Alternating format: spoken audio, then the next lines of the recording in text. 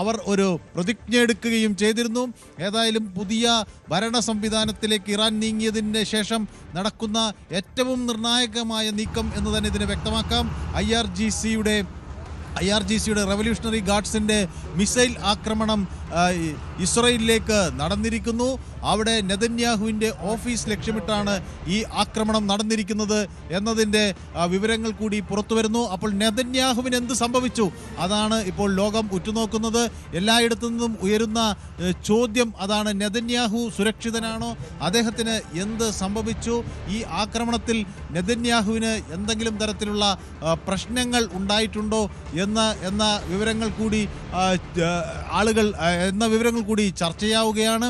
ഏതായാലും മധ്യ ഇസ്രായേലിൽ അതിരൂക്ഷമായി സൈറണുകൾ മുഴങ്ങുന്നു എന്ന വിവരങ്ങൾ കൂടി പുറത്തു വരികയാണ്. ബെയ്റൂട്ടിലേക്ക് ഇസ്രായേൽ പ്രത്യാക്രമണം നടത്തുന്നു. പക്ഷേ ഈ റവല്യൂഷണറി ഗാർഡ്സിൻ്റെ ഏറ്റവും സുപ്രധാനമായ ഒരു പ്രഖ്യാപനമാണ് വന്നിരിക്കുന്നത്. നെതന്യാഹുവിൻ്റെ ഓഫീസ് തങ്ങൾ ആക്രമിച്ചിരിക്കുന്നു എന്നത്. നെതന്യാഹുവിൻ്റെ ഓഫീസ് ആക്രമിച്ചു എന്ന് പറയുമ്പോൾ ഇത് സംബന്ധിച്ച് ഏതെങ്കിലും തരത്തിൽ ഒരു വിശദീകരണത്തിന് ആക്രമിച്ചെന്നോ ഇല്ലെന്നോ ഒരു സ്ഥിരീകരണത്തിന് ഇസ്രായേൽ തയ്യാറായിട്ടുണ്ടോ? ഇത് ഇപ്പോഴാണ് ഇത്തരത്തിലൊരു പ്രതികരണം ഉണ്ടായിട്ടുള്ളത്. ഏതായാലും ഇസ്രായേൽ ഡിഫൻസ് ഫോഴ്സ് ഇത് സംബന്ധിച്ചുള്ള ഒരു പ്രതികരണം ഇതുവരെ നൽകിയിട്ടില്ല.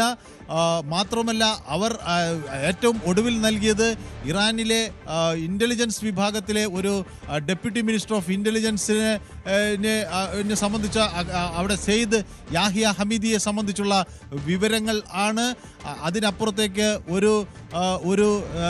ഒരു വ്യക്തത ഇസ്രായേൽ ഡിഫൻസ് ഫോഴ്സ് ഇത് സംബന്ധിച്ച് നൽകുന്നില്ല. പക്ഷേ അത് അതീവ ഇസ്രായേലിനെ സംബന്ധിച്ചിടത്തോളം ഈ വാർത്ത പുറത്തു വരുന്ന സാഹചര്യത്തിൽ ഇത് അതീവ ആശങ്ക പരത്തുന്ന ഒന്നാണ്. പ്രത്യാക്രമണം ഉണ്ടാകുമെന്ന് ഇറാൻ കഴിഞ്ഞ ദിവസം അടിവരയിട്ട് പറഞ്ഞ ഒരു സാഹചര്യം കൂടി ഇതുമായി ചേർത്ത് വായിക്കേണ്ടതുണ്ട്. സ്വാഭാവികമായും ഇതിൽ ഈ ആക്രമണം 2 ആളുകളെ ലക്ഷ്യമിട്ടാണ് നടത്തിയത് എന്ന് ഇസ്രായേലിലെ 2 സുപ്രധാനമായ വ്യക്തികളെ ലക്ഷ്യമിട്ടാണ് നടത്തിയതെന്ന് ഇറാനിൻ്റെ റവല്യൂഷണറി ഗാർഡ്സ് കോർ വ്യക്തമാക്കുന്നു. അത് ഒന്ന് നെതന്യാഹുവിൻ്റെ ഓഫീസാണ്, മറ്റൊന്ന് ഇസ്രായേലിലെ എയർഫോഴ്സ് കമാൻഡറിൻ്റെ ആസ്ഥാനമാണ്. ഈ എയർഫോഴ്സ് കമാൻഡിൻ്റെ ആസ്ഥാനമാണ്. ഈ 2 ഇടങ്ങളിലേക്കും ഒരു ആക്രമണം നടന്നിരിക്കുന്നു. അതൊരു സർപ്രൈസ് സ്ട്രൈക്ക് എന്ന തരത്തിലാണ് അവർ വ്യക്തമാക്കുന്നത്. സ്വാഭാവികമായും ഇറാന്റെ ഭാഗത്ത് നിന്ന് വരുന്ന IRGCയുടെ ഭാഗത്ത് നിന്ന് വരുന്ന വിശദീകരണം അനുസരിച്ചാണെങ്കിൽ ഖൈബർ ഷേക്കൻ ബാലിസ്റ്റിക് മിസൈൽ ഉപയോഗിച്ചു എന്നാണ് പറയുന്നത്. അങ്ങനെ മിസൈലുകൾ ഉപയോഗിച്ചിട്ടുണ്ടോ എങ്കിൽ സ്വാഭാവികമായും അത് തെളിയിക്കപ്പെടുമല്ലോ. വളരെ വേഗത്തിൽ തന്നെ അത് നിഷേധിക്കാനോ അല്ലെങ്കിൽ ശരിയാണ് ഇവരുടെ അവകാശവാദമെങ്കിൽ അത് അംഗീകരിക്കാനും അല്ലെങ്കിൽ ശരിയല്ല എന്നുണ്ടെങ്കിൽ അത് നിഷേധിക്കാനും ഒക്കെ എളുപ്പമല്ലേ? ഈ മിസൈലുകൾ വന്നു വീഴുന്നതിൻ്റെ ഒക്കെ ആകാശ ദൃശ്യങ്ങളും അതിൻ്റെ ഉപഗ്രഹ ചിത്രങ്ങളും ഒക്കെ അല്പസമയത്തുള്ളിൽ തന്നെ ലഭ്യമാവാൻ സാധ്യതയില്ലേ?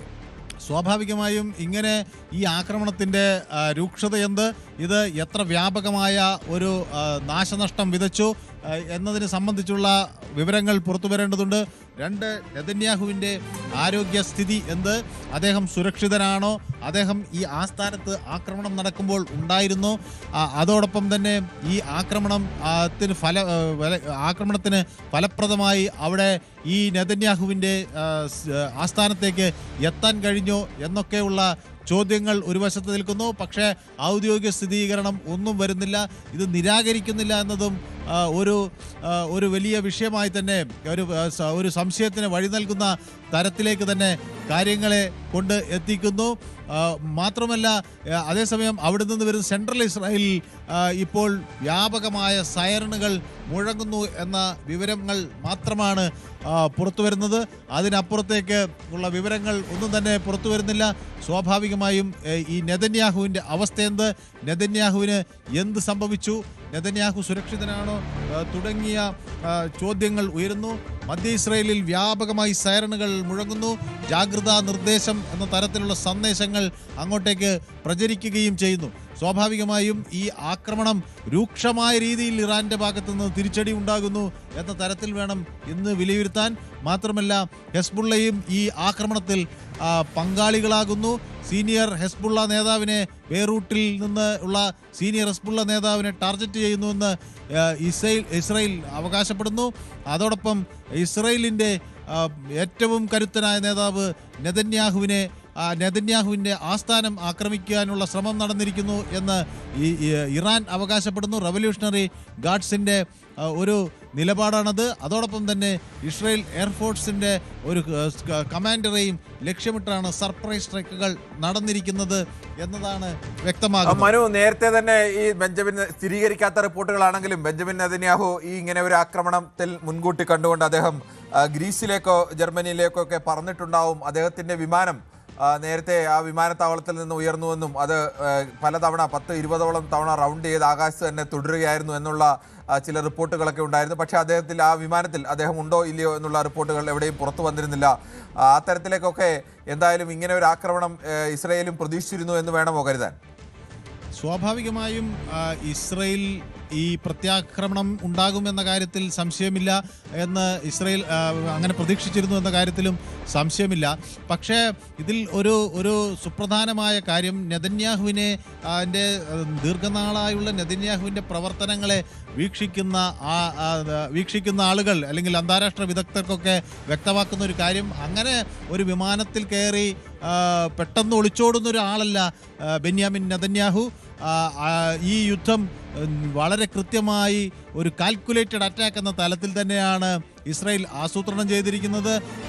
ഇത്തരം ആക്രമണങ്ങൾ ഉണ്ടായാൽ അതിനെ പ്രതിരോധിക്കാനുള്ള സംവിധാനങ്ങൾ അവർക്കുണ്ട്, അതിൻ്റെ ഒരു ആത്മവിശ്വാസമുണ്ട്.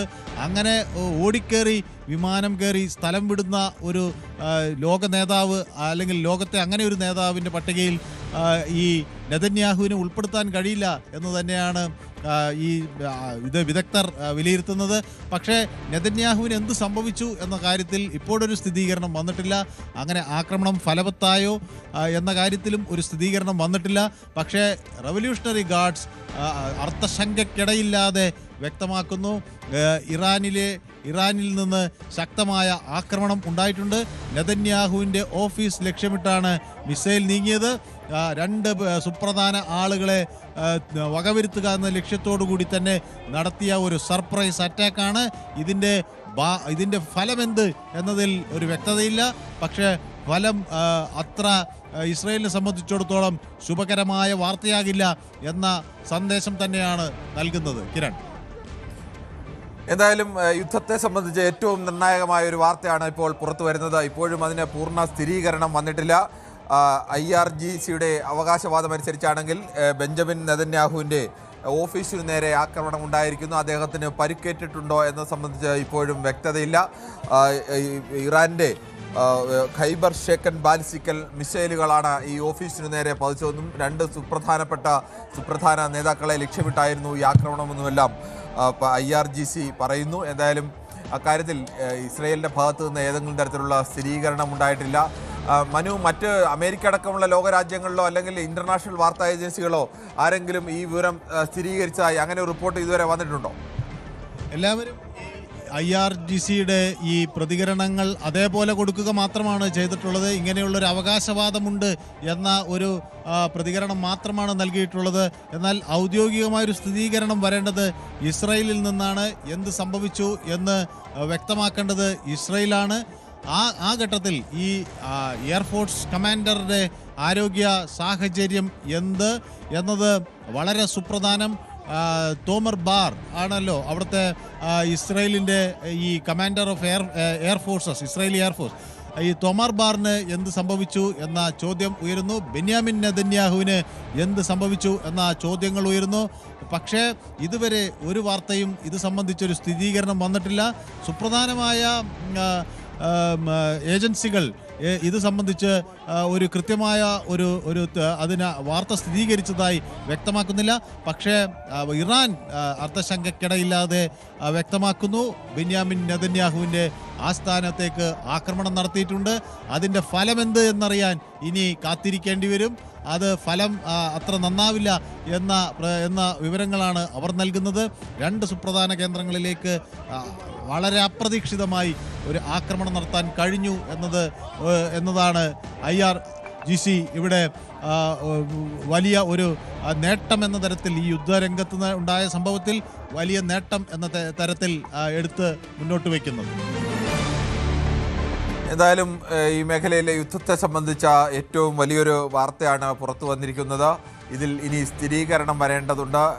ഇസ്രയേൽ പ്രധാനമന്ത്രി ബെഞ്ചമിൻ നെതന്യാഹുവിൻ്റെ ഓഫീസിനു നേരെ ഇറാൻ ആക്രമണം നടത്തിയതായി ഇസ്ലാമിക് റവല്യൂഷണറി ഗാർഡ് കോർപ്സ് അറിയിച്ചിരിക്കുന്നു. IRGC അവകാശവാദം ഉന്നയിച്ചിരിക്കുന്നു. ഇത് സംബന്ധിച്ച ഇൻ്റർനാഷണൽ മാധ്യമങ്ങളടക്കം IRGCയുടെ അവകാശവാദം റിപ്പോർട്ട് ചെയ്തിട്ടുണ്ട്. എന്തായാലും അങ്ങനെ ഒരു അവകാശവാദം ഉന്നയിച്ചിരിക്കുന്നു. ഇനിയിപ്പോൾ മറുപടി വരേണ്ടത് ഇസ്രയേലിൻ്റെ ഭാഗത്തു നിന്നാണ്. ഈ ഓഫീസിൽ ആക്രമണം ഉണ്ടായിട്ടുണ്ടോ? ആക്രമണം ഉണ്ടായിട്ടുണ്ടെങ്കിൽ ഈ സമയത്ത് ബെഞ്ചമിൻ നെതന്യാഹു അടക്കമുള്ള പ്രമുഖർ അവിടെ ഉണ്ടായിരുന്നോ? ഇനി നെതന്യാഹു തന്നെ അവിടെ ഉണ്ടായിരുന്നെങ്കിൽ അദ്ദേഹത്തിന് പരിക്കേറ്റിട്ടുണ്ടോ? അദ്ദേഹത്തിൻ്റെ ജീവന് എന്തെങ്കിലും അപകടം ഉണ്ടായിട്ടുണ്ടോ?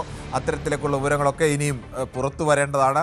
ഏതെങ്കിലും തരത്തിൽ അത്തരമൊരു തിരിച്ചടി ഇസ്രായേൽ പറയുന്ന ഒരു രാജ്യത്തിന് നേരെ അങ്ങനെ ഒരു തിരിച്ചടി ഉണ്ടായിട്ടുണ്ടെങ്കിൽ സ്വാഭാവികമായും ഇനിയും കനത്ത യുദ്ധത്തിൻ്റെ കാഠിന്യം വർദ്ധിക്കാൻ തന്നെയാണ് സാധ്യത. ആ തരത്തിൽ പക്ഷേ ഇപ്പോഴും സ്ഥിരീകരണം വന്നിട്ടില്ല.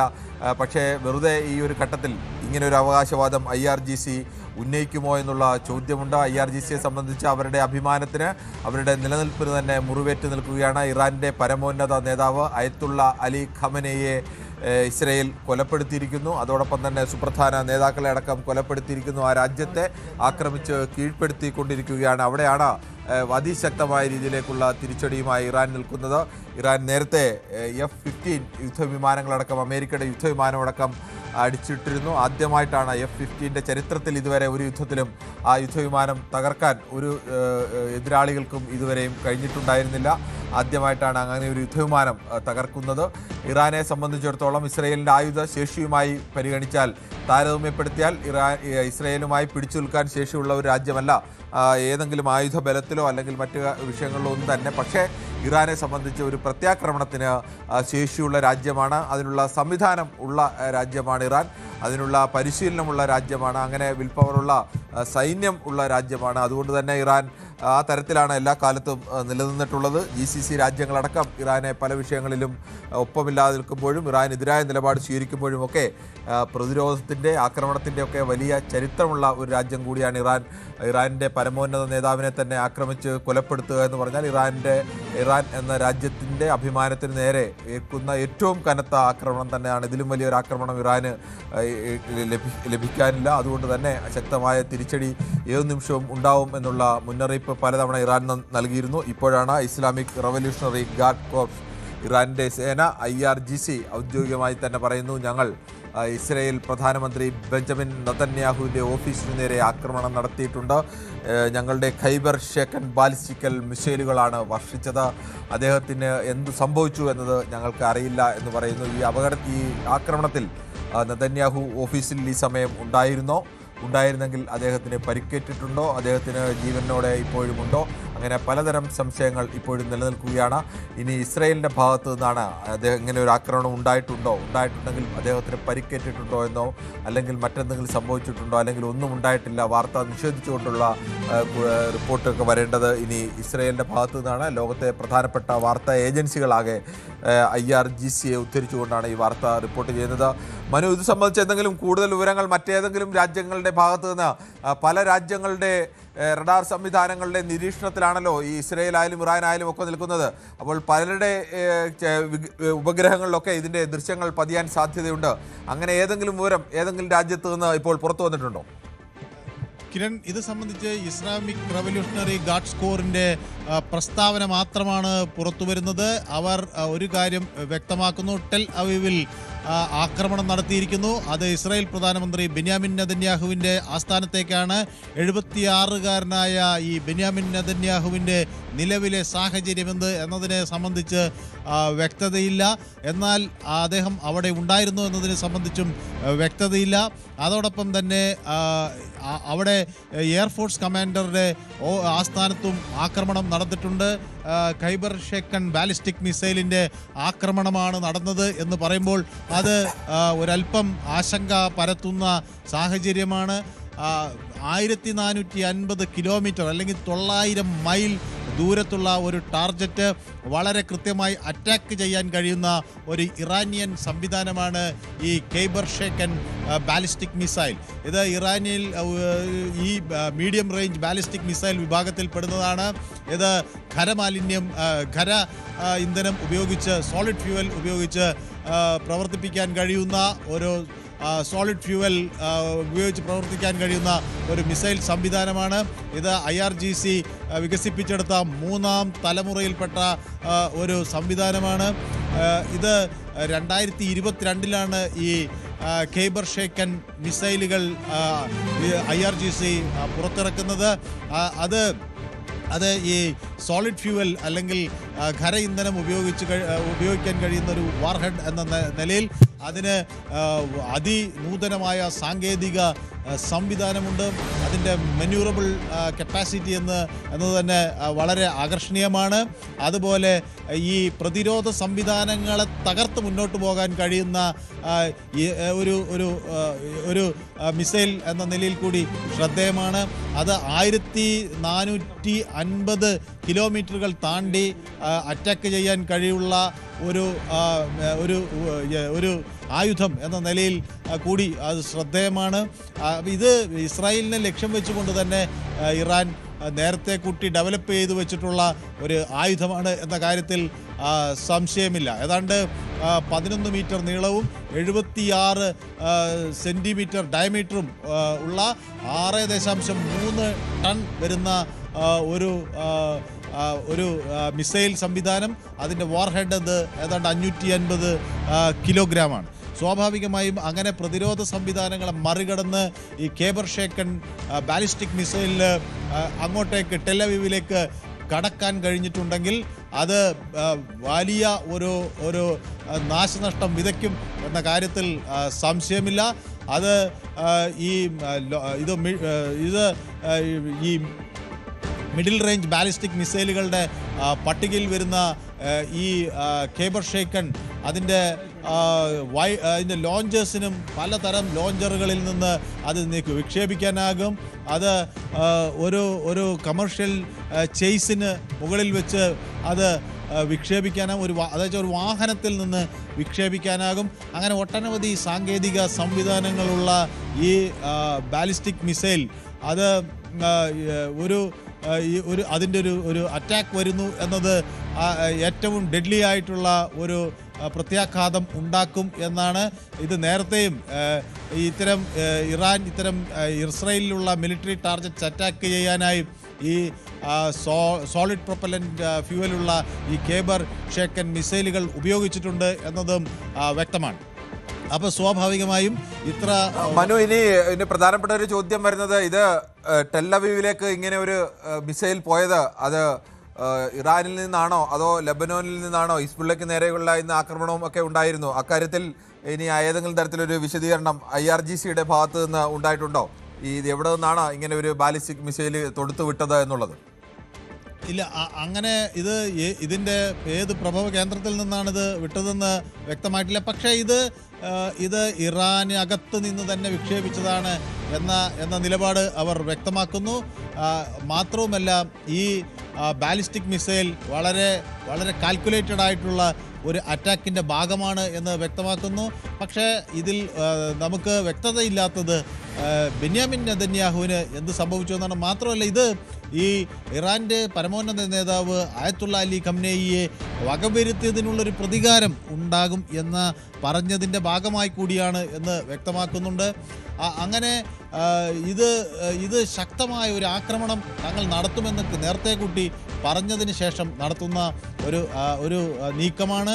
അതുകൊണ്ട് തന്നെ ഇത് ഇൻ്റലിജൻസ് വൃത്തങ്ങൾ ഇതിനെ എന്തുകൊണ്ട് മുൻകൂട്ടി കണ്ടില്ല എന്നുള്ള ചോദ്യങ്ങൾ ഉയരും.